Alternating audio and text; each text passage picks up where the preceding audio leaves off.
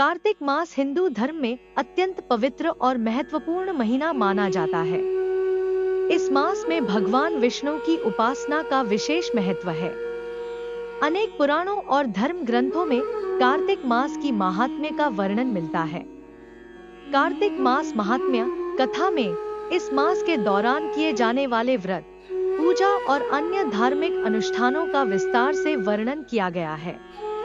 अध्याय 21 में इस मास के महत्व को और अधिक स्पष्ट किया गया है, जिसमें भगवान विष्णु के भक्तों की कथाएं हैं, उनके द्वारा प्राप्त फलों और आशीर्वादों का विस्तार से उल्लेख किया गया है। यह अध्याय न केवल धार्मिक दृष्टि से महत्वपूर्ण है, बल्कि इसमें निहित नैतिक और आध्यात्मिक संदेश भी गहन है। लिख लगा हूँ श्रीहरि के चरणों में शीशे का नवाय, कार्तिक महात्म का बने। यह 21वां अध्याय। अब ब्रह्मा आदि देवता नतमस्तक भगवान शिव की स्तुति करने लगे। वे बोले, हे देवाधिदेव, आप प्रकृति से परे परब्रह्म और भगवान हैं। आप निर्गुण, निर्विकार और सबके ईश्वर भी नित्य अनेक प्रकार के कर्मों को करते हैं।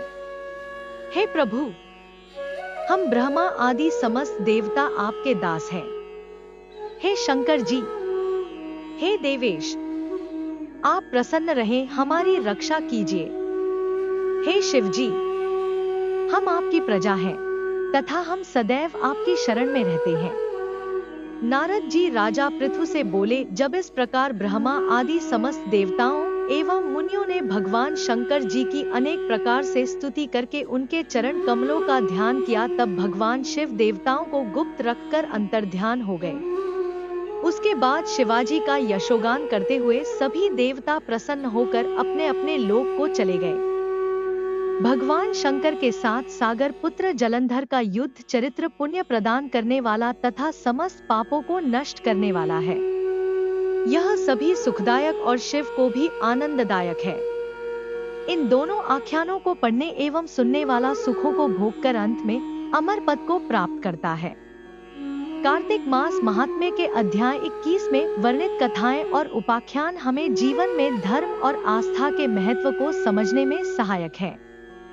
इस अध्याय में भगवान विष्णु के प्रति अटूट भक्ति, उनके द्वारा दिए गए आशीर्वाद और भक्ति की निष्ठा का वर्णन किया गया है। यह हमें सिखाता है कि सच्ची भक्ति और धर्म के मार्ग पर चलने से हम अपने जीवन में शांति और समृद्धि प्राप्त कर सकते हैं।